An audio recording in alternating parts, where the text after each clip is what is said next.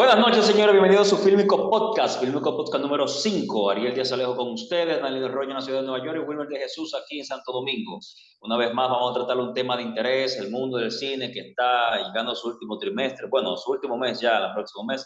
Y vamos a hablar hoy de lo que es Pinocho. Pinocho que este año, increíblemente, hay dos versiones de Pinocho que se han estrenado en el último trimestre. La de Robert Zemeckis y la versión que todo el mundo está esperando, que es la de Guillermo del Toro, que ha tenido un pequeño conflicto y no se puede estrenar, pero eso no va a tratar nuestro amigo Danilo Arroyo. Vamos a darle bienvenida a nuestro amigo Wilmer. ¿Cómo estás?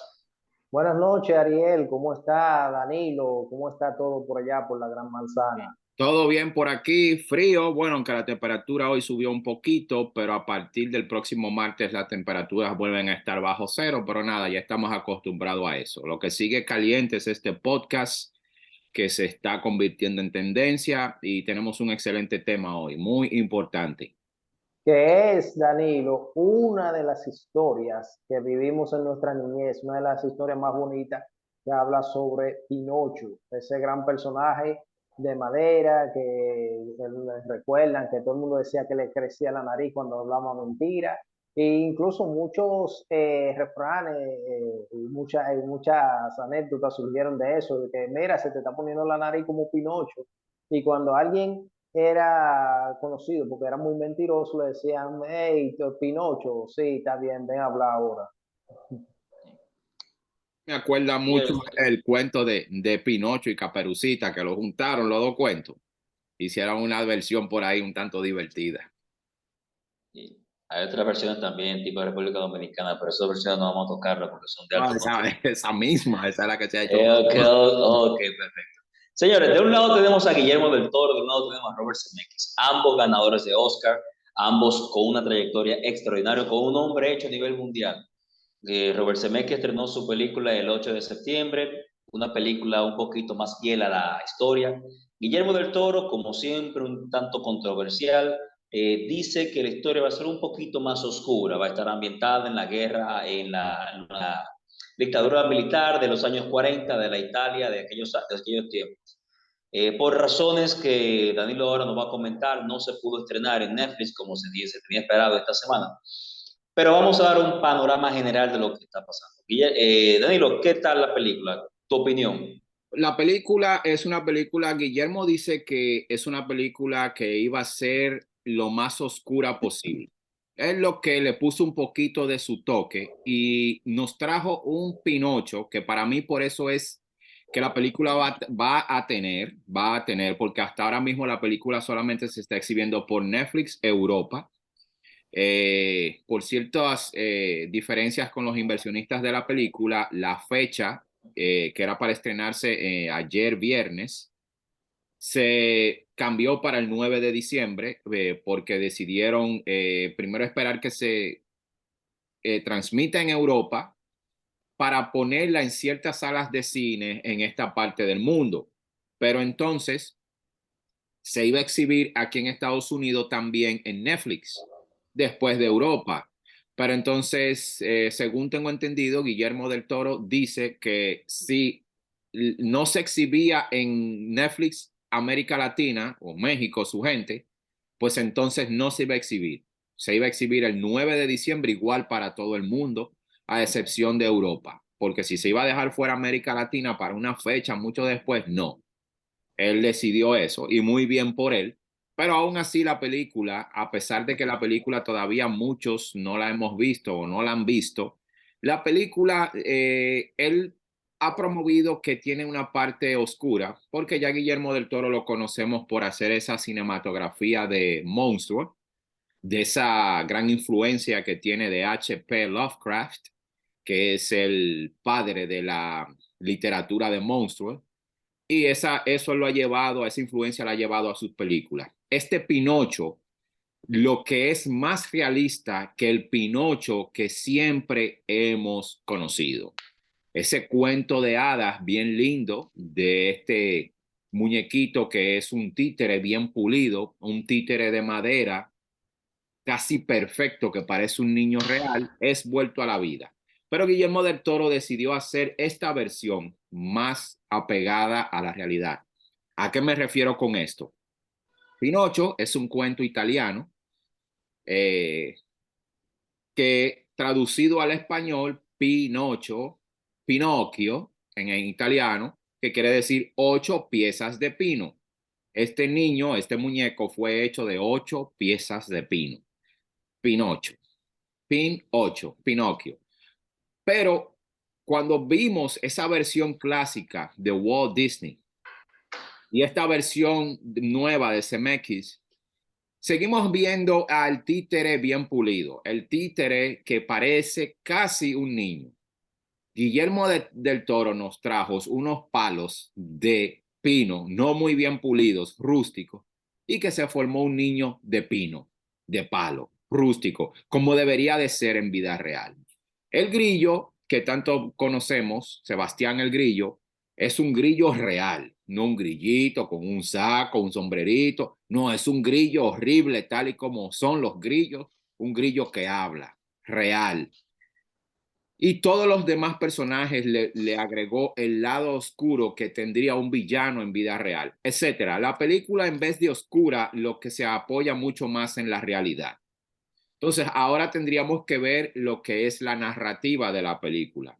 La película tiene unas animaciones en computadora muy bien hechas, combinada con la técnica del slow motion a la misma vez.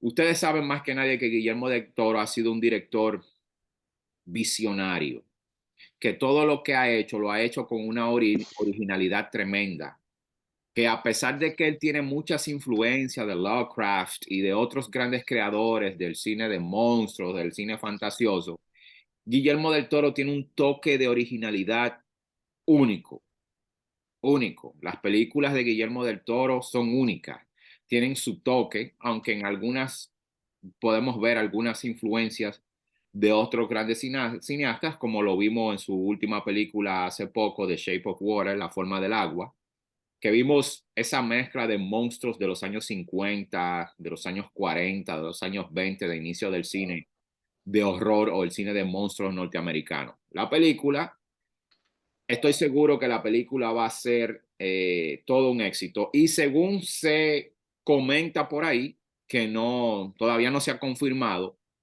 es muy posible que esta película esté nominada al Oscar como mejor película animada. Va a competir en los Oscars. Es muy posible. Eso se rumora por ahí. Ahora, habría que ver en el mes de enero, cuando den las listas de los nominados, pues los Oscars son en febrero, veamos si Guillermo fue nominado por Pinocho. Bueno, tú sabes que Guillermo del Toro, es mi opinión personal. De los tres grandes del cine mexicano, Alfonso Cuarón, Iñárritu y Guillermo del Toro, aunque yo soy de la línea dramática, tipo Iñárritu, hay que reconocer que el más innovador, el que más se arriesga, ha sido Guillermo del Toro. Y el que más versatilidad ha tenido, que siempre ha buscado elementos distintos para el trabajar. Y en esta ocasión, Guillermo del Toro, como tú dices, nos presenta un Pinocho de la época fascista, de la Italia fascista, de los años 30, 40, donde toca incluso, según dice, toca incluso la historia, parte de lo que se vivía en aquella época. Un muñeco que, si lo traemos a la realidad, es más aceptable, porque estamos hablando de un muñeco de madera, de una madera rústica, como tú dices. Estamos hablando de animales que lucen exactamente como son, no el muñeco bien estético de los años 40, el que nosotros conocemos, ni el mismo que trae el mismo Robert Zemeckis. Aunque en el caso de Robert Zemeckis, él sí ha dicho que la historia se va a mantener un tanto fiel a la original. Pero en esta ocasión, Guillermo del Toro está presentando algo muy arriesgado, algo muy innovador, y con este estrés que ha causado el estreno en América Latina, eh, sobre todo, por ejemplo, sobre todo él teniendo mucho su gente mexicana, que por cierto hoy prácticamente en un pie fuera del Mundial, un dato genérico que me escuchan un amigo mexicano. En esta ocasión, Guillermo del Toro para mí, creó más expectativa ahora con esta situación. Vamos a esperar entonces qué sucede el año que viene. Guillermo del Toro es uno de los favoritos de la academia, ya lo demostró con La forma del agua, como tú dices, y es muy posible que tal vez por primera vez en la historia tengamos la misma historia, valga la redundancia, la misma historia nominada a Mejor Película Animada. O sea, dos versiones de Pinocho, tanto la de CMX como la de Guillermo del Toro, porque Ahora, recordemos que ¿tú crees que nominen la de CMX? se recuerda de que Tom Hanks es uno de los niños lindos de la academia, CMX es uno ya demostrado su valía.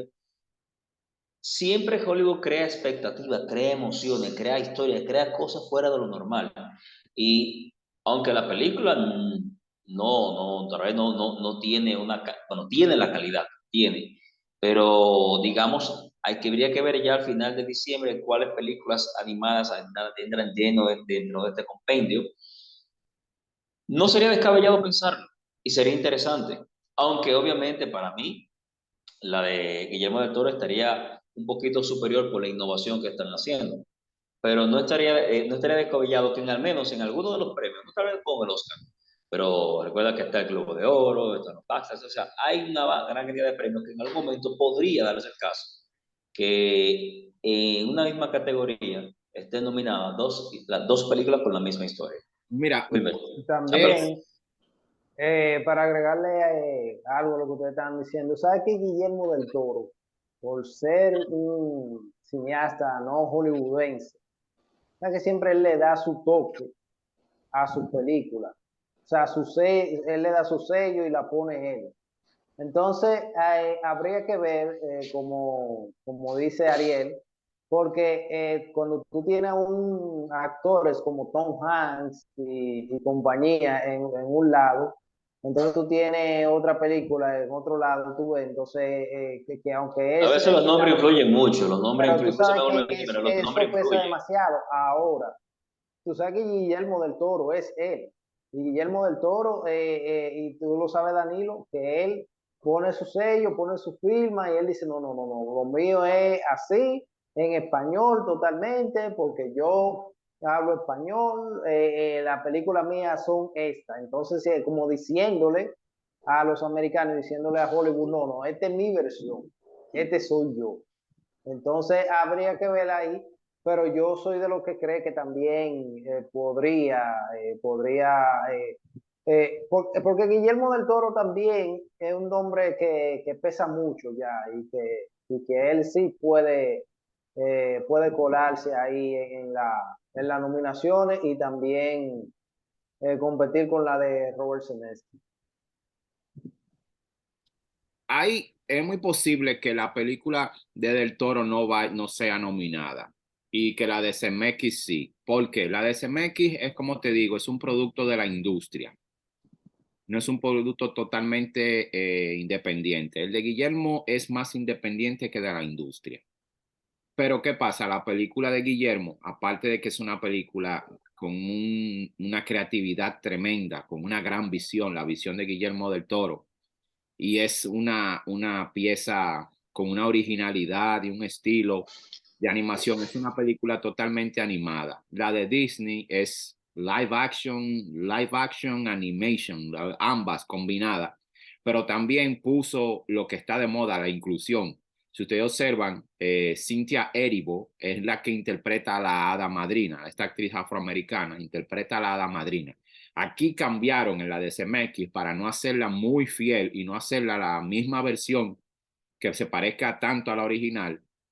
Usaron la temática que se está utilizando hoy en día, la técnica de la inclusión, que es una regla ya hoy en día de la industria, de la academia, poner personas de otras razas que no sean nada más blancos, personas transgénero, de comunidades, etcétera.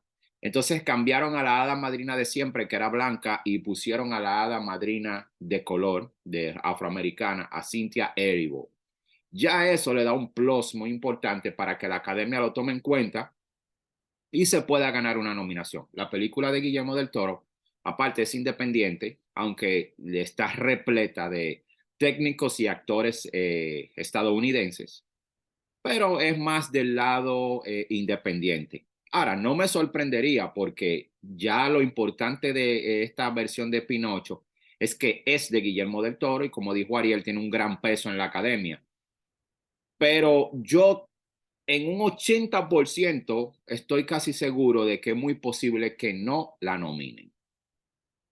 Bueno, también hay que sumarle a eso. Acuérdate que independientemente de que sea independiente, para que la redundancia se aplique, también tenemos niños lindos de la industria aquí en la película de Guillermo del Toro. Evan McGregor, Kate Blanchett, está Christopher Waltz, John Turturro, aunque también ellos, por su naturaleza actoral, ha trabajado muchas veces en películas independientes, pero no se desliga tanto de esa cultura hollywoodense en cierto aspecto. Lo que sí, obviamente, trae el sello de Guillermo del Toro, el sello de la creatividad, de la genialidad de traer los monstruos a la vida, de poner en un contexto de que los monstruos conviven con nosotros en el mismo plano. Entonces, tal vez es muy temprano para hablar de premios. Es imposible uno no ponerse un poco sentimental o ansioso cuando vemos la misma producción, la misma historia en dos películas de dos grandes del cine, aproximándose ya la era de los premios. O sea, podríamos tenerlos al menos en alguno de los premios en un momento nominado a Mejor Película, ambas, que sería la primera vez que una misma historia es nominada en la misma categoría, con dos películas distintas.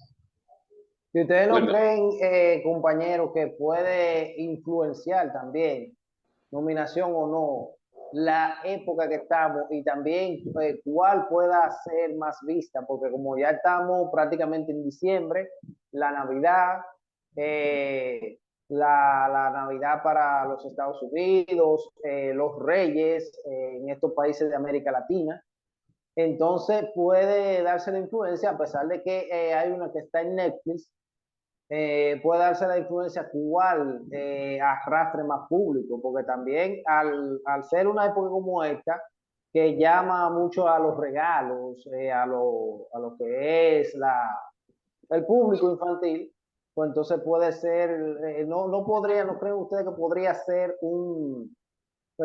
una influencia el decir cuál tenga cuál tenga mayor demanda. La de Guillermo del Toro. Tú sabes, Debe ser perdón, sí, la sí, de, Daniel, cosa. la de Guillermo del Toro va a ser, ya desde ya, la de Guillermo del Toro es seguida por las minorías. ¿Por qué la minoría? Porque él es latino. Su pueblo mexicano lo va a seguir. Nosotros los latinos lo vamos a seguir. Y los 80 y pico de millones de mexicanos que hay en territorio estadounidense, y sin contar México y el resto de América Latina, la película va a tener mucho más arrastre que la de SMX, pero mucho más. Y sobre todo que Guillermo fue inteligente. La pararon para ponerla en 2 o 3 salas de cine y movieron la fecha de estreno, que era ayer, para el 9 de diciembre. Eso no va a parar que la película sea consumida totalmente. O sea, estamos hablando de Guillermo del Toro, que es un director híbrido, es tanto americano como latino.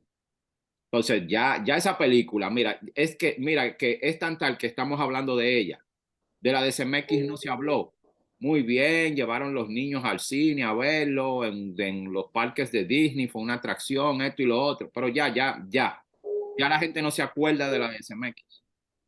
Se acordarán porque salió esta. Pero la de Guillermo, eso va a ser apoteósico. Mira, hay una cosa que es la que le podría jugar un poquito en contra en los premios a CMX, perdón, a Guillermo del Toro. Primero, hay que hacer un pequeño contexto. Eh, Desde hace décadas ya, no años, décadas, estamos viendo que producciones que tienen éxito comercial se toman de una forma u otra, en algunos aspectos, algunos renglones, se toman en cuenta en los premios. O sea, de forma u otra hay que tomarla, o sea, para darle un poquito de realce, para dar un poquito de premio, perdón, un agrado a esa película, por ejemplo, Transformers, Avatar, guardando la distancia de Avatar, que sí lo merecía en muchas cosas. Pero películas que tienen éxito comercial, que muchas veces tú dices un guión malo, actuaciones pésimas, pero tú le buscas la parte técnica, que el sonido, que la edición, que esto, que lo otro, y le toman en cuenta los premios. Dicho esto, hay algo que que puede influir de manera negativa en la academia, y es la era que toca Guillermo del Toro. La era fascista italiana de los años 30, 40, con Benito Mussolini a la cabeza. Y según como él dice, la historia, y se ven los avances, toca estas ciertas aristas de esta era. Y sabemos que estamos hablando una era muy neurálgica, muy sensible en la historia de la humanidad, donde Estados Unidos formó parte de la alianza que enfrentó a la Alemania nazi con sus secuaces italianos, como de los fascistas comunistas italianos. Y puede que lamentablemente sí genere algún tipo de rechazo en un miembro de la academia para que le den una nominación o lo tomen en cuenta. Podría, pero ya a nivel técnico, dependiendo de lo que, como venga la historia, la dirección, que creo que no hay duda, no podemos ya de esperar menos de Guillermo del Toro. Entonces, tal vez entonces no, en ese aspecto, técnicamente hablando, tendrían que tomarlo en cuenta, pero si quisiéramos con un punto negativo, sería tal vez la era en la que se maneja la historia. No, yo creo que el punto negativo es como yo te dije. Mira, hay varios puntos a favor de CMX. Una, lo respalda Walt Disney. Disney. Ok, estuvo en los cines y también, de aparte de estar en los cines, se fue a la plataforma streaming que es Disney Plus. Guillermo se está yendo directamente a Netflix. Vuelvo y te digo, tenemos un live action, tenemos a Tom Hanks, que por más grande que sea el cast, el elenco de Guillermo del Toro en esta película, solamente con Tom Hanks tiene. Ahora, tenemos a Tom Hanks live action, en vivo, ¿verdad? Carne y hueso. Pero entonces los otros, los que doblan las animaciones, también es un tremendo cast que hay detrás de la de CMX. Entonces también la de Guillermo, como te dije antes, es totalmente animación. Tiene un tremendo cast detrás, pero es totalmente animación. Y el punto a favor, tú sabes, con esto de la inclusión, vuelvo y repito, me pone a Cynthia Erivo como la dama madrina afroamericana, porque ahí están apostando a las minorías. Ahora, en cuanto a éxito, el éxito de la versión de Guillermo del Toro es rotundo, es muy por encima, porque ya nadie se acuerda de la de CMX, ya pasó y ya. Inclusive en el estreno no vi tanta euforia, pero Guillermo del Toro tiene el internet, lo digital, lo tiene ardiendo, saturado de la gente comiéndose las uñas por ver a Pinocho. Además que a eso tú le sumas lo que estamos en temas anteriores, la necesidad de Netflix de tener éxitos que le puedan contribuir a su plataforma. Algo, Danilo, para que tú no lo aclares. La película de Guillermo del Toro costó $35 millones Ajá, en solamente la animación. Obviamente, la recaudación va a ser al menos 5 o 6 veces esa cantidad. exactamente. Mira, Eh, la de CM, le fue muy bien con su serie que está en Netflix, que estrenó hace 2 semanas, El Gabinete de las Curiosidades. Y entonces ahora va a romper otra vez con esta serie, Records otra vez. O sea, Guillermo del Toro es un rey Midas. claro, lo que te digo es la de CMX se dice que recaudó, la cifra que tengo aquí son 165 millones, pero no tengo la cifra exacta del presupuesto de la película. Lo he manejado de manera cautelosa, lo he buscado en muchas páginas y no lo encuentro. ¿Qué información tienes respecto a eso? No, la película no ha dejado pérdidas, la de CMX, pero tampoco ha dejado las ganancias eh, ¿Qué se esperaba? o sea, que se esperaba. Ha habido algo de pérdida, porque solamente en la película tiene un presupuesto, vamos a buscarlo aquí en IMDb, tiene un presupuesto de casi 80 millones de dólares para haberse ganado 150 y algo en taquilla. No empató, o está ahí, recuperaron la inversión. Pero la de Guillermo del Toro, solamente con el anuncio, solamente con el trailer, Netflix ha tenido 100,000 nuevos suscriptores. Multiplica eso. Y cuando se estrene y le comience el boca a boca y los aplausos, las cosas van a ser mucho mejor. Wilmer, ¿qué dices? Pregunta, Ariel, el trabajo técnico de esa película de Guillermo del Toro, ¿eso se está haciendo, se hizo en Estados Unidos, se hizo en México? ¿Qué ustedes han sabido de eso? Estados Unidos. Todo en Estados Unidos. Ajá. Ok. Hay Pero parte, entonces, él usa también una casa productora para todas sus películas, efectos especiales, que está en España. También hay algo de España ahí. Sí. Pero que una vez más resaltar que entonces no solamente son los efectos técnicos, sino que la película de Guillermo del Toro está cargado de grandes actores, porque como mencioné ahorita, Evan McGregor, Kate Blanchett, John Turturro, Tim Blake Nelson, Christopher Waltz, Tilda Swinton, y claro está que nunca se queda, que es uno de es su niño de actuación para Guillermo del Toro, Ron Perlman, perdón, que nunca se queda. Recuerden que ya trabajaron juntos en... ah, perdón. Borré, se me fue el nombre de la película. El Diablillo con Hellboy, Hellboy, Hellboy. Que una vez más, como digo, siempre, sabes que los directores siempre tienen sus actores favoritos. Y en el caso de Guillermo del Toro, la química que tiene con Paramount es algo que se ha mantenido durante muchos años. Si de una forma u otra, él últimamente está buscando que forme parte de sus producciones. Es como los actores que le traen suerte a las producciones de ciertos directores. Entonces sería solamente esperar ya a partir del 9 de diciembre. Mucha expectativa en el ambiente. Yo creo que los primeros días la plataforma fácilmente sucumbe, fácilmente van a tener que buscar a algún tipo de refuerzo adicional. Guillermo del Toro se consolida. Vamos a hacer esta pregunta, déjame ver si la opinión de cada uno de ustedes. Pinocho tuvo pérdidas. Pinocho tuvo casi 100 millones de dólares en su realización. Estamos hablando que su O recaudación sea, fueron... no ha recuperado entonces No ha todavía. recuperado. Lo recuperó, pero es que cuando para los estudios, al menos que se duplique la inversión, no tienen ganancias. O sea que los estudios se manejan de esa manera. Ahora una pregunta, Danilo y Wilmer. De los tres grandes de México, Cuarón, Iñárritu y Guillermo del Toro. Iñárritu. Iñárritu. Iñárritu. Con ñ. Iñárritu. Los tres han triunfado internacionalmente, los tres tienen obras maestras bajo su haber, los tres han recibido múltiples premiaciones, se manejan tanto en inglés como en español, han trabajado al lado de grandes, han trabajado con estudios de manera independiente. ¿Qué posición tú le das a Guillermo del Toro? Yo le doy el segundo lugar. ¿Por qué le doy Está en segundo lugar detrás de Alfonso Cuarón. Bueno, le doy el tercer lugar.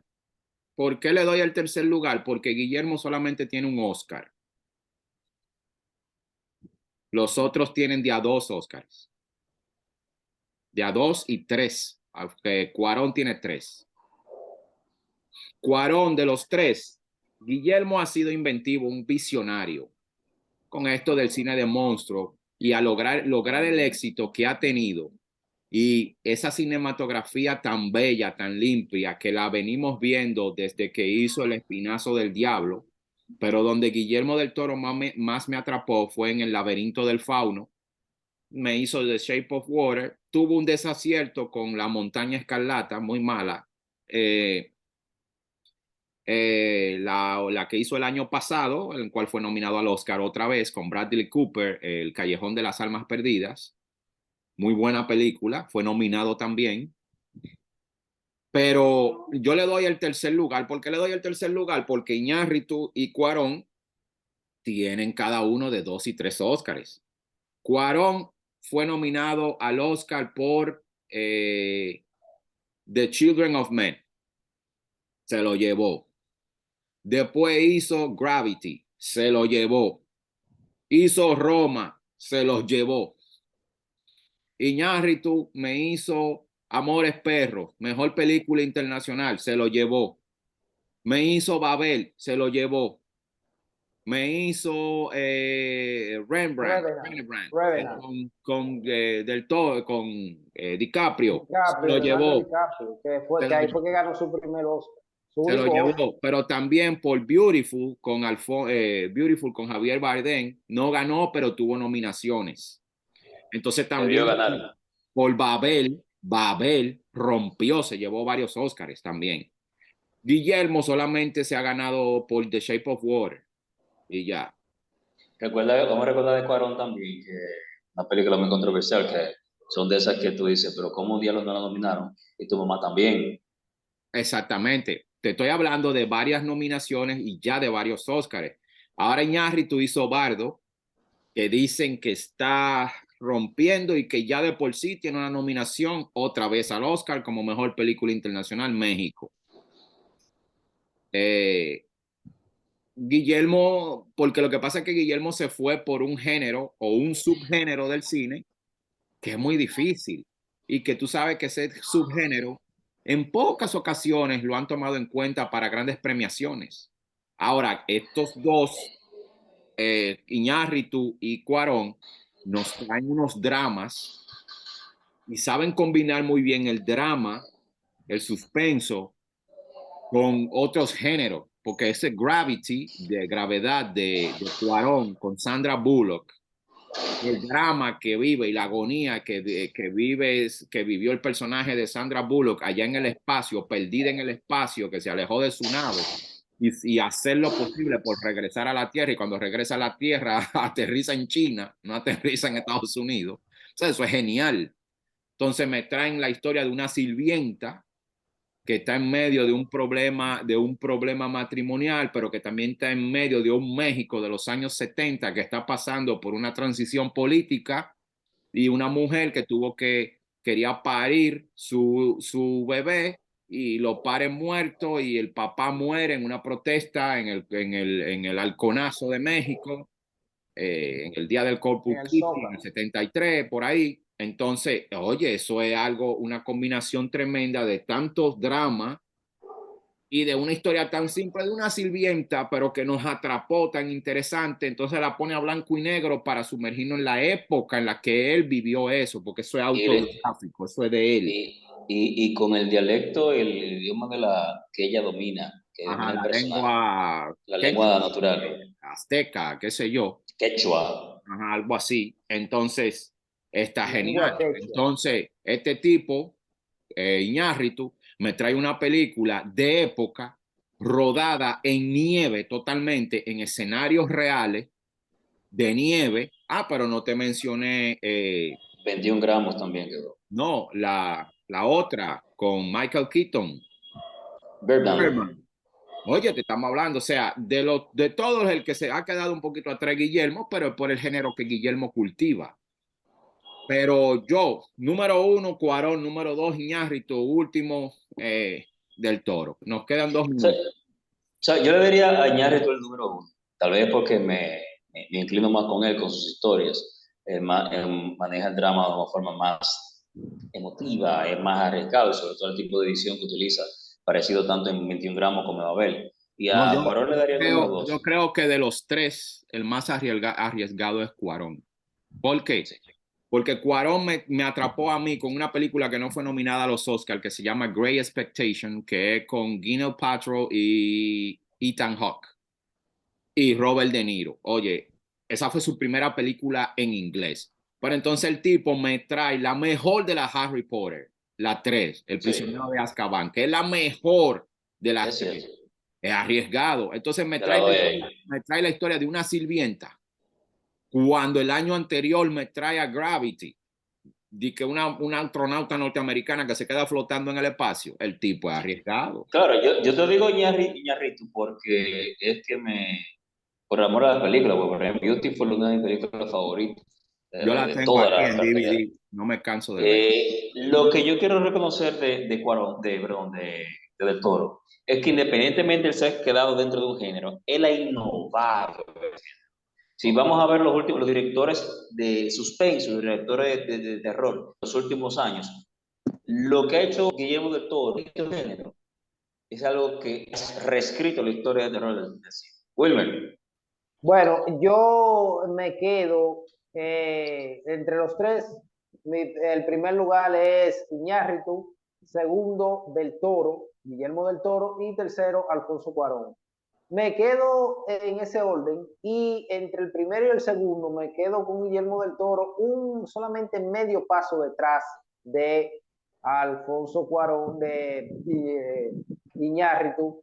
¿Por qué? Porque es un hombre que a pesar de que se ha quedado en un subgénero que no es nada fácil, un poco difícil, pero le ha dado su toque, le ha dado su sello, ha hecho grandes producciones que jalan mucho la taquilla y el tipo tiene su identidad que no se le puede quitar.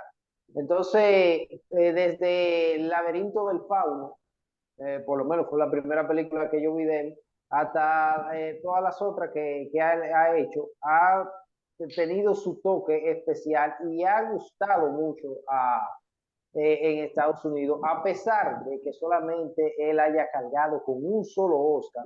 Pero todo el mundo sabe que lo que son las premiaciones y cosas que es manejada y es un anillo muy reducido, muy élite, que decide quién puede ser premiado o no, pero aún así el tipo se las trae, como decimos aquí. Entonces me quedo con ese ranking, Alejandro Iñárritu, Guillermo del Toro y Alfonso Cuarón, excusándome por los grandes cineastas que dirán, bueno, y este que lo que está hablando, pero por lo menos esa es mi percepción. Algo que hay que resaltar también, recuerda que sabemos que el cine es un negocio, el cine da beneficio a nivel de comercialización y recaudación de taquilla. No tengo los números exactos, pero en ese renglón, Cuarón le lleva a los dos. Después solamente con el éxito que tuvo con la Harry Potter, a nivel de taquilla, tiene ese éxito. Pero, es como yo dije ahorita, dentro del cine de terror, lo que ha logrado Guillermo del Toro, y si lo juntamos con, por ejemplo, con directores de suspenso como M. Shyamalan, en los últimos 15 años, lo que ha logrado Guillermo del Toro, esa evolución, esa diversidad en cuanto al cine de terror, hacer prácticamente un cine de terror y de horror real, y llegar al punto de tú enamorarte de los monstruos, es algo que es digno de reconocer. Y él se ha encasillado en su género, no ha salido de ahí, no se ha arriesgado a otros horizontes. Pero dentro de su género, lo que él ha logrado, creo que lo catapulta como el número uno, al menos en ese género, los últimos 15 años. Aunque Iñárritu y Cuarón estén por encima de él. Danilo. Oh, sí, sí, así mismo es. Como te dije, el género de los monstruos, ese subgénero que ha hecho Del Toro, es muy difícil y pocas veces ese género ha sido tomado en cuenta por la academia. Entonces, no, él tiene un sitial importante, pero sus dos colegas han sido un poquito más atrevidos, porque los géneros que los otros dos han cultivado son aburridos y poder llegar a la gente y que se tomen en cuenta. Por ejemplo, Iñárritu hizo tres primeras películas, que las tres primeras películas se fueron al Oscar, que fue Amores Perros, 21 gramos y Babel. Después hizo un proyecto muy personal que fue Beautiful, que no fue muy tomado en cuenta, pero aún así obtuvo una nominación. Entonces, luego de hacer eso, nos trae a René Brand con DiCaprio y ahora apostó por otra película ya mexicana totalmente en inglés, que es Bardo. Vamos a ver cómo le va a ir. En los festivales le ha ido muy bien y de por sí ya tiene una nominación a los Oscars. Pero Además, además Iñárritu tiene algo también a favor. Gracias a él, por ejemplo, Javier Bardem obtuvo su primera nominación al Oscar por Beautiful. Michael Keaton obtuvo su primera nominación al Oscar por Birdman. Leonardo DiCaprio obtuvo su primer Oscar por El Renacido. Kate Blanchett obtuvo nominaciones al Oscar por películas con Iñárritu. También ha logrado Cuarón y también ha logrado también Del Toro. Pero en cuanto a éxito actoral, ya en esa relación director-actor, Iñárritu también ha tenido más sobresalido mucho más que ellos.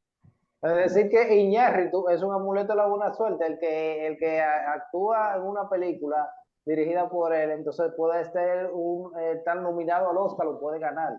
Bueno, que mira, yo diría que no es buena suerte, Tú sabes Es la capacidad. lo que pasa con esos tres tipos. Ellos tres tienen una productora que se llama Cha Cha Cha Producciones. Esos tres tigres son, lo que pasa que ellos son muy visionarios. No, pero Arroyo, yo digo buena suerte para los actores. No, lo que De pasa, los actores que trabajan con él. exactamente, no. Buena suerte para todo el que trabaje con ellos, para el camarógrafo, para el boomman, para todo el mundo. ¿Por qué? Sí, Porque porque el director de fotografía de Iñárritu también se llevó 3 Oscars. sí, exactamente. Lo que Lebowski. pasa es que el Chivo Lubeski, estos tigres, los tres, cuando dicen voy a hacer una película que tienen la idea, esos tigres cogen 5 años y 3 años nada más para hacer el guión. Y de un guión, cuando yo escribo un guión, yo hago 10, 12 y 15 versiones de un guión hasta quedarme con la original. Estos tigres hacen 300 y 400 versiones del guión hasta quedarse con la original. Entonces, cuando estos tipos van a seleccionar el equipo técnico y el cast, eso es algo, mira, con una minuciosidad que esos tigres lo hacen. Mira, vamos a chequear este director de fotografía. Me voy con el Chivo Lubeski. El Chivo Lubeski no usa luces artificiales ni que lo maten.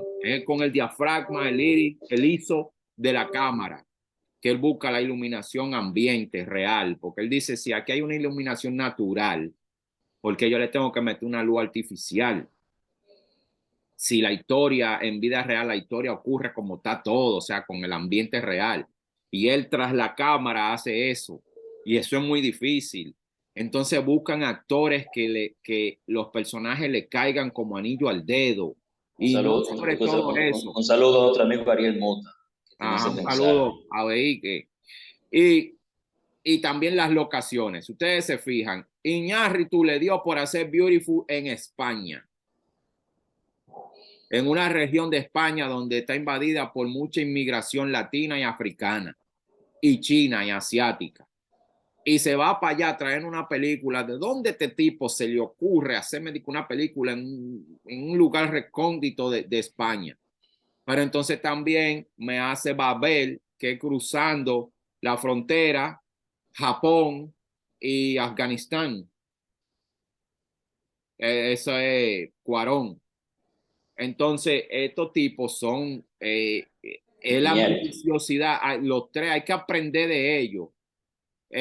Children of Men, la gran película de Cuarón, de una obra literaria, adaptarla, de una loquera, de que nadie se cree eso, de que en el mundo ya no hay niños, la gente no procrea y solamente hay una sola mujer que está embarazada. Y esa mujer es de la minoría, una morena, una afroamericana. O sea, y me trae una película entre tanta violencia y tanto, con una temática que es muy de literatura, pero atrapó a la gente. O sea, es como ellos eligen sus proyectos, es como ellos realizan sus proyectos y buscan la gente adecuada. No sé cuál de los dos, no sé si es Cuarón o es Iñárritu, que tiene una línea, una frase que él usa mucho, que para trabajar el arte, una película, cualquier obra de arte, eh, tienes que codiarte con personas que hagan que las cosas sucedan. Y eso yo lo aprendí después que hice la película Donde quiera que vaya, que tú participaste, Ariel. Tenía mucha gente mediocre en el crew, mucha problemática, y lo poquito que servían fueron los que me ayudaron a sacar la película adelante. Entonces, eso es lo que yo digo, y ellos tienen razón. Ellos buscan a personas que hagan que las cosas sucedan, que el proyecto suceda, que el proyecto camine. Por eso yo trabajo con ustedes tres, para que el podcast fílmico suceda. Pues si busco otra gente no sale. Y así es, esos tipos, a veces es que no es que ellos le traen suerte. Por ejemplo, Sandra Bullock no dudó 2 veces en trabajar con Cuarón en Gravity. Y Javier Bardem no dudó 2 veces trabajar con este director mexicano, el cual no conocía, lo trajo para esa película. Y le dijo, sí, vamos a hacerlo. Porque son gente que hacen que las cosas sucedan. Es cuando tú vas a trabajar con alguien que tú dices, no voy a trabajar con ese fulano porque ese fulano todo lo que hace lo engaveta. Nada de lo que ese fulano hace sale. Sí, pero ¿Entiendes? hay un detalle también que a mí me fascina de los tres. Y es que independientemente de que cuando tú vas a hacer una película, tú obligatoriamente tienes que pensar en la recaudación en la taquilla. Eso obligatoriamente tienes que pensar, sí o sí. Eso es como beber agua, tiene que ser un vaso, o tiene que beber agua, sea fría o pero tienes que beber agua para hidratar. ¿Cómo así que tienen que pensar? Tienes que pensar en la recaudación en la taquilla, No, ¿sabes? ellos no. No, lo que te quiero decir es eso. Lo que te quiero decir es eso. Cuando uno hace una película, uno piensa en eso. Ellos no. No, ellos no. Ellos no tienen que ver si va a ser éxito comercial, si va a recaudar la taquilla, si va a tener pérdida. Este estudio no lo quiere, ok, me voy para otro estudio. No, este estudio te dice, vamos a ponerle luces de colores, un arcoíris artificial y atraer a las niñas lindas a la televisión. No, no, no. Yo no quiero eso. Yo quiero esta historia tal como la estoy planteando y punto. Si tiene éxito, bien. Si no la tiene, se queda la historia. Lo que pasa es que ellos, sus proyectos, sus películas son proyectos muy personales. Te lo digo porque, por ejemplo, 21 gramos. Ellos le dan su todo. 21 gramos. Recuerden el elenco de 21 gramos. Sean Penn. Sean Penn, que es un hombre que muy visionario también, uno de los actores que se va por pasión, por amor al personaje. No le importa si el personaje es un personaje comercial o si es un personaje lúgubre, no le importa nada de eso. Tenemos a Sean Penn. O sea, en un papel de un hombre que está moribundo, con unas historias entrelazadas fuera de lo normal. Entonces tú tienes a Beautiful, un hombre que se está muriendo, un hombre a un Javier Bardem que está moribundo y está buscando la forma de resolver la vida a sus hijas, de compensarle la ausencia antes de morir, con una esposa alcohólica, bipolar. Tienes a Babel, donde tienes a un Brad Pitt, una Kate Blanchett, que incluso estos actores que son comerciales, los niños lindos de Hollywood, Leonardo DiCaprio y Brad Pitt, los Sean Penn, lo presentan de una manera muy diferente. Tienen que obligatoriamente esforzarse exteriormente. Son los retos que buscan estos tipos de actores. No es que yo por el hecho de yo dominar el método y tener un buen personaje, no es un personaje bueno, es un personaje extraordinario, donde yo tengo que poner de mi parte para sacar lo mejor, para sacar el personaje de mi vida. Entonces, eso es lo que hacen ellos. Sobre todo Iñárritu, o sea, eso es lo que hacen ellos. No piensan en la comercialización, no le importa un pledo. Creo que el único que ha tenido dentro de eso un gran presupuesto en sus manos, una película que fue comercial ya, que venía con éxito, ha sido Cuarón con Harry Potter. Pero Sí, fuera de eso le da ese toque, no le da su ambos. toque personal. Cuarón fue con Harry Potter y Great Expectation. Eh, la película que a mí me atrapó de Cuarón fue Great Expectation y en todas las entrevistas él dice que esa es su peor película, que no, después que la hizo no la ha vuelto a ver. Y para mí es una película bellísima, hermosísima, con una cinematografía y un lenguaje audiovisual, pero él dice que esa es su peor película. Y esa fue la que a mí me atrapó de él. No es la mejor, no es la mejor. Si tú me dices a elegir cuál es la mejor película de Cuarón, es Children of Men, para mí. Sí, es que sí. Eh, pero es que estos tipos, es como te digo, es la visión, es la visión. Iñárritu, ustedes han visto entrevistas de Iñárritu, behind the scenes de películas de Iñárritu, con la Muy poco. filosofía, el toque filosófico que ese tipo habla y cómo él aplica eso. En esta nueva película del Bardo, la nueva, ha sido un poquito repudiada en México porque es una denuncia social de él al sistema mexicano, político y humano, social de México. En esta película, que el personaje de Bardo es el mismo, que puso un actor ahí que lo interpretara a él. Y es como algo único. Y a ustedes, como en el caso de Ariel, y no sé si Wilmer ahora, ustedes se quieren adentrar al mundo de la cinematografía, a contar historias, indiscutiblemente tienen que tener a estos tres personajes como Referencia, que tenerlo obligatoriamente. obligatoriamente y ver como la minuciosidad con la que ellos trabajan sus producciones y como ellos le exigen a otros hacer producciones. Por ejemplo, Guillermo del Toro ha hecho una película que es Blade, el cazavampiros, que es una película que fue contratado para hacerlo, y creo que Hellboy 2, que él fue contratado por la industria para hacer la película. Pero a él le dijeron, mira, pasó Blade 1 con un director, queremos darte Blade 2 a ti. Pero ¿qué pasa? Él estaba haciendo El Espinazo del Diablo en España y él dijo, no, pero mira, te vamos a dar tanto. No, yo estoy dirigiendo un proyecto mío que es muy personal. Pero está bien, mira, te vamos a dar tanto para que tú pongas ese proyecto tuyo para después, te vamos a dar el doble. Y dijo él, no, si tú me puedes esperar a que yo termine allí, yo vengo contigo. Eso mismo pasó con otra película, Mimic, que es como de un monstruo, una cucaracha que sale de la alcantarilla, ¿no? A él le habían pagado para hacer varias películas y lo habían contratado. Y él dijo, no, hasta que yo no haga Mimic, yo no hago otra película. O sea, los proyectos ellos lo viven muy personales, muy propios, muy de ellos. Entonces, cada uno de ellos tiene una película por la industria, a excepción de Iñárritu, que no tiene películas de la industria. O sea, él se ha hecho sus mismas películas. Él, lamenté mucho la separación de él con Guillermo Arriaga, el escritor, el guionista de sus tres primeras películas. Me dio mucha pena que se separaran porque hacían una dupla perfecta, pero en parte creo que fue más beneficioso para Iñárritu que para el mismo Arriaga, porque entonces las películas de Iñárritu iban a ser todas iguales, historias entrelazadas de una manera muy creativa, que es el toque de Arriaga, pero Cuarón, Iñárritu, ese tipo es único, son únicos los tres. Es que hay algo que tenemos que decir. Cuando usted escribe, cuando nosotros escribimos, cuando tú tienes una historia, tú no escribes una historia por sí. Tú es como tu hijo o tu hija, es tu niña.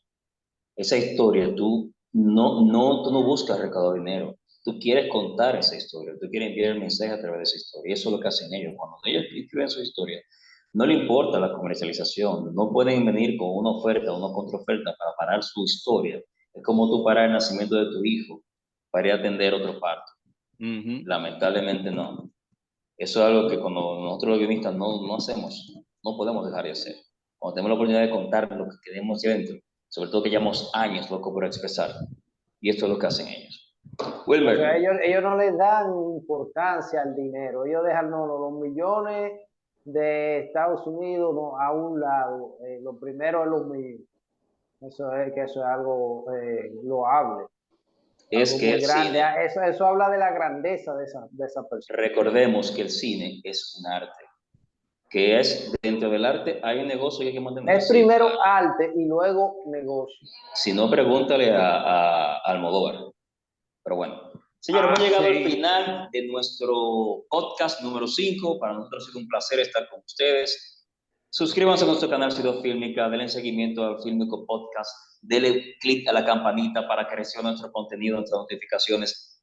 Comenten nuestros temas, recomienden un tema que ustedes quieren que traten, que indaguemos, que investiguemos por ustedes. Hágase partícipe de nuestro canal y vas a recibir un contenido variado todas las semanas. Para nosotros es un placer enorme una vez más estar con ustedes. Ariel de Salejo de este lado.